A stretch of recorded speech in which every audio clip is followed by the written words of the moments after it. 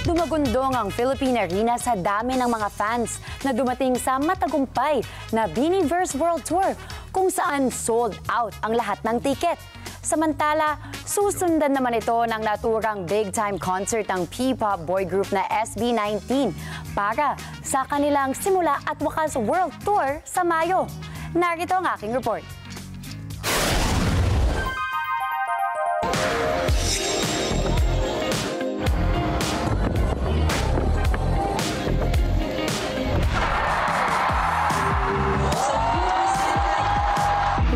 Hanggang dulo.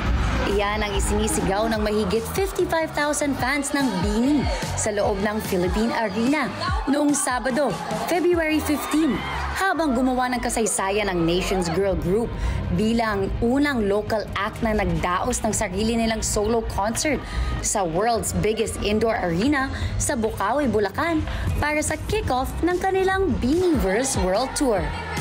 BINIE at the Philippine Arena! BINIE at the Philippine Arena! BINIE at the Philippine Arena! BINIE at the Philippine Arena! Alas 9 pa lang ng umaga, present na ang Bloom sa Philippine Arena. Sabik na sabik sa pagsisimula ng konsyerto ng alas 5 ng hapon. Kanya-kanya silang get up para ipakita ang paborito nilang BINIE era o kung sino ang bias nilang miyembro sa grupo. Nung nag-bloom po talaga yung patroni ko, talagang sumikat, nakilala po talaga namin yung BINIE. Pero before po that, nakikita ko na si Sheena, ginagaya ko na po siya. Pati po si Gwen. As well, she was like, hey, do you wanna guys meet up? And then I got through BINIE, we got new friends. Friendship, yeah, we really got. Philippine Arena is more like from everything that has happened with BINIE. I still have your songs. Sa loob ng venue, marami ang nakitang may hawak na official light sticks ng BINIE, ang mga Bloombilia, na may kasamang concert mode na nagsisync sa mga live performances ng grupo. Pinaliwanagan ng mga ito ang buong arena habang nasaksihan ng 55,000 fans ang pagbubukas ng concert sa mga kantang Salamin-Salamin, No Fear at I Feel Good.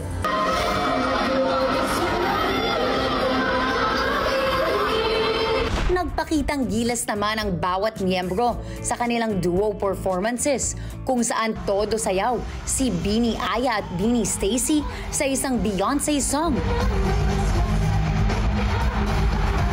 At pataasan ng boses si BINIE Joanna at BINIE Maloy sa pagkanta ng awitin ni Tate McRae.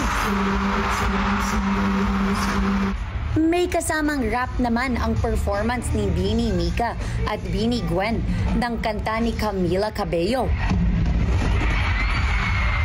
Habang Michael Jackson prod number naman ang ipinakita ni BINIE Sheena at BINIE Colette. Special treat din para sa OPM fans ang live performance ni Maki sa gitna ng konsyerto kung saan itinanghal niya ang mga kantang Namumula at Dilaw. Pinasalamatan niya ang BINIE na ilang taon na niyang malapit na mga kaibigan, simula pa daw noong BINIE Fest. Ayon sa Blooms, ang pinaka-inaabangan nila ay ang first ever live performance ng BINIE ng kanilang latest single na Blink Twice. Inilabas ng BINIE ang Blink Twice 2 araw bago magsimula ang kanilang world tour dito sa Philippine Arena. Surprise din para sa mga Blooms nung kinanta ng grupo ang hindi kasama sa kanilang setlist noong November concert nila, tulad ng Born to Win, Golden Arrow at Strings. Sa buong gabi, ibinahagi ng mga miyembro ang kanilang mga paboritong alaala habang ipinagdiriwang nila ang kanilang ika-4 na anibersaryo. Binanggit ni BINIE Sheena ang kanilang 69 looks na shoot sa kanilang first anniversary. Naging emosyonal naman si BINIE Joanna nang ipakita ang wallpaper ng telepono ng kanilang manager mula 2020. Isang edited na larawan ng grupo sa harap ng isang sold-out Philippine Arena. Hindi daw siya makapaniwala na ngayon, naging totoo na ito. Idinagdag ni Beanie Maloy na dati ay audience member lang siya na nanood ng concert ng K-pop group na Twice.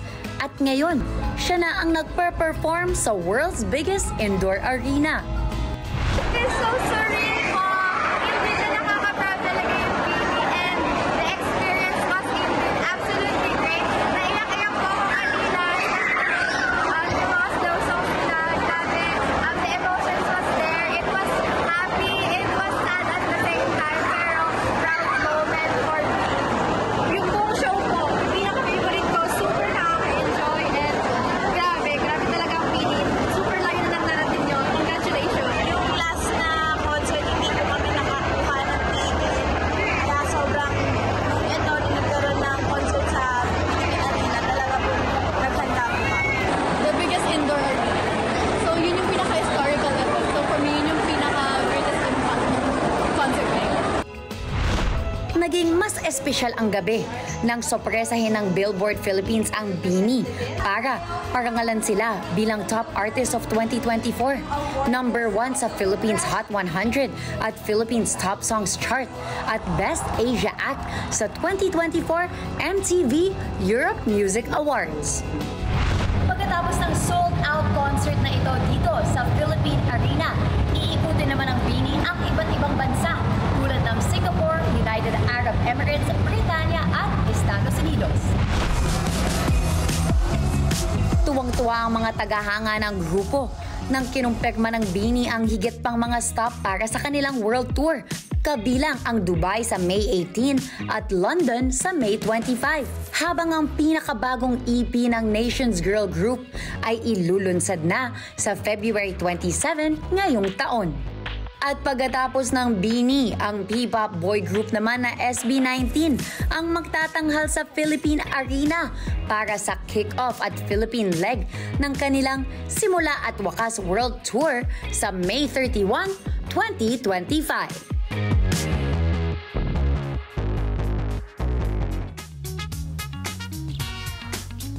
Sa kaugnay na balita, maglalabas ng bagong EP ang Beanie, ang sikat na Filipino girl group ngayong Pebrero na nagtatampok ng isang kolaborasyon kasama ang South Korean artist at dating miyembro ng Day 6 na si Jay Park.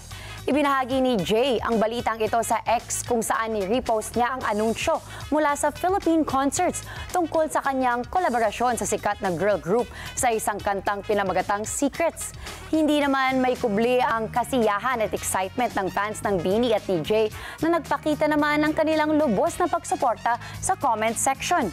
Inanunsyo rin ng Beanie ang kanilang bagong EP na Beanieverse sa kanilang Grand Beanieverse na The Repeat Concert sa Philippine Arena noong February 15. Ilalabas ito sa February 27, 2025.